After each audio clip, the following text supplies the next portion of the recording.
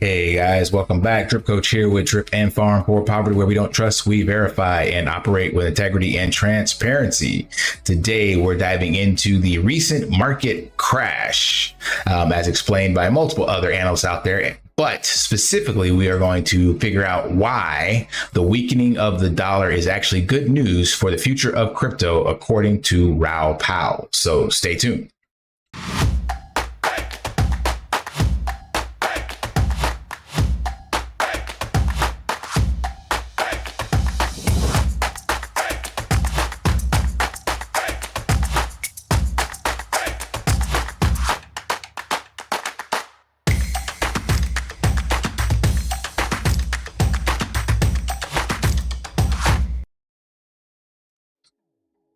So for those of you that have followed me for a while, you know that I am a big fan of Raoul's. His thesis on how all this ties together with global liquidity, different markets, and even demographics is the most comprehensive that I've seen out there. Yes, we're all bullish on Bitcoin and the future of AI and crypto, but he's the only person I've seen explain it all and has the background and the data to support it all. So he recently did this video, Urgent Market Crash Flash Update, Raoul Pal, where we had that recent 28% correction in the market. It's already started to draw back up in the last couple hours or days. But he says that this is actually part of the bigger picture. And it's good news because it's a goal to move towards weakening the dollar, which adds more global liquidity or injection across all markets. So we're going to start by breaking down Raoul's explanation and try to give a simple analogy. So you can imagine the global economy as a giant orchestra where each country plays a different instrument. And for the music to sound good, everyone needs to play in harmony. Right now, the conductor, the US, wants to slow down the music by making its instrument, the dollar, stronger, but this throws everyone off beat, especially Japan. And that's what we've seen. We've seen a stronger dollar for quite some time now. So Raoul explains that Japan has been struggling with a weaker yen and a stronger dollar, which tightens financial conditions globally. You can think of Japan as the drummer back here, keeping the beat steady. When the yen weakens, it's like the drummer speeding up the beat, causing chaos throughout the rest of the orchestra. The Bank of Japan needs to inject liquidity or more money into the system to keep the beat steady. However, they can't do it alone because their yen would collapse if the dollar stays strong. And we're going to listen to that information directly from Raoul here. You see, what's been happening is we have needed stimulus into the global economy because the economy has been slow. The ISM survey has been bumping along the bottom. China's slow, Europe's slow. And you see, one of the component parts that allows for this all to move hadn't really been playing ball. Firstly, it was US rates, but the Fed gave us that signal. So that started moving. But the big one is King Dollar. The dollar has been strong, and a strong dollar is a tighter financial conditions, which doesn't help markets and doesn't help economies. You see, at this point in the cycle, when there's no inflation, or inflation is falling fast, generally you need a weaker dollar. That brings global growth. So if you remember, Janet Yellen went to China twice earlier in the year. Those conversations, I believe, were about how we can allow China to stimulate without sacrificing the yuan. You see, if China had stimulated with the dollar strong, the yuan would have collapsed, and they can't deal with that. They really want to keep their currency stable.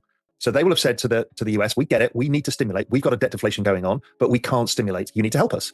And Yellen would have said, of course, what can I do? And the answer is, well, obviously you need to cut rates. And that's like, yes, we understand that, that's on the cards.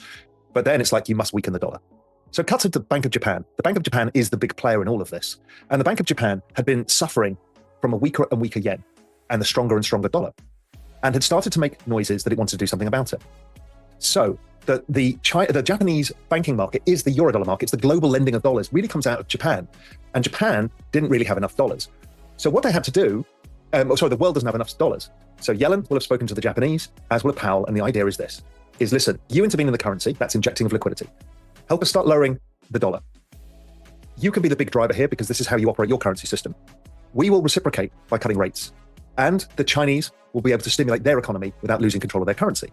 So that is a lot to take in, but you can see basically how he ties all these points together, that it's not just one country or one market everything is tied together due to the fact that we have a global currency, or a global reserve currency, so to speak. And most things are denominated and traded in dollars. And then that trade he was talking about with Japan, their lending market, they use that to kind of arbitrage, take loans out in the yen, and then kind of arbitrage or purchase new things and do developments, things of that nature. But when you got to pay that back, they have to sell that off, and then that causes that crash. That's exactly what happened here. And that's what he's tying together also with the yuan in China. So like two completely different countries, Japan and China, but yet it's still all tied directly to, like he said, this euro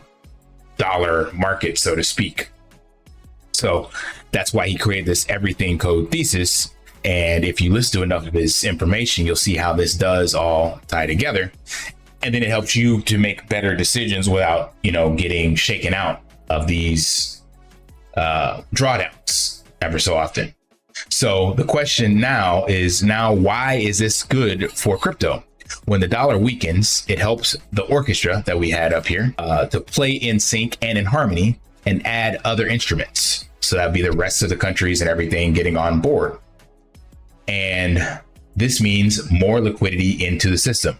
This extra liquidity helps assets like crypto to rise. We know that whenever there's more money in the system, then people take more risk, and crypto is seen as a risk asset so that you can invest in.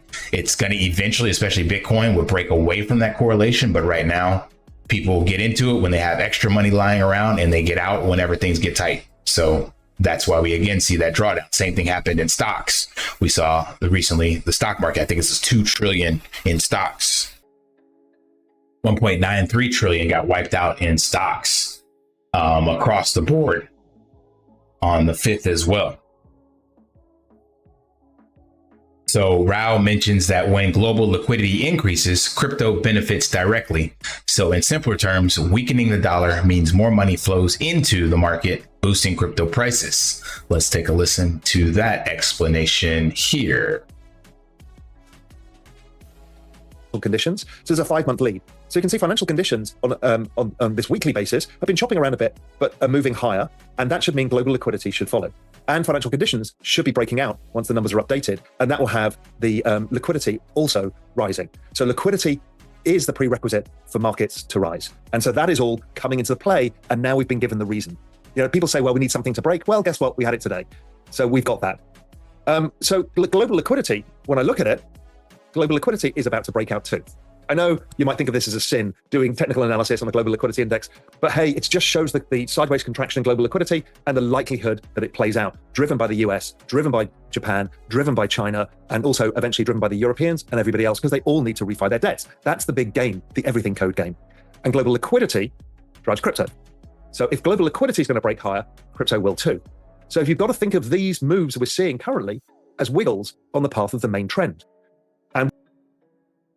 So as he mentioned, this is all kind of par for the course. And I think he even shows his banana zone in here somewhere, showing that even historically, there's been these 30% corrections in the previous cycles.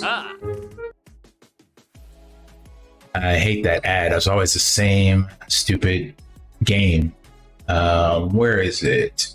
Either way, the point of this, here we go. This is the picture I'm looking for, showing this here. So he actually took his previous banana zone Bitcoin cycle clips and showed that we had 27%, 30%, 20%, 27% drawdowns in previous cycles before it ripped. So this is just par for the course. We're waiting for this to come here. And that's why it's, again, the everything code, because this happens like clockwork and you can time it to some degree based off of looking at the global market and the macro environment.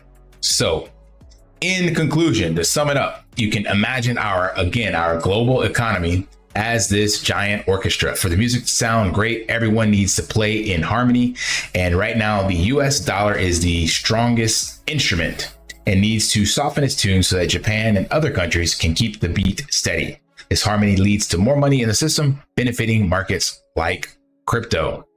So hopefully this analogy made sense to you and tied together some of the stuff that Raul was talking about. If you want direct feedback and kind of come to your own conclusions, then I would suggest you listen to his entire clip, this 40-minute one, and some of his other podcasts, because he has done some deep dives, more charts, things of that nature.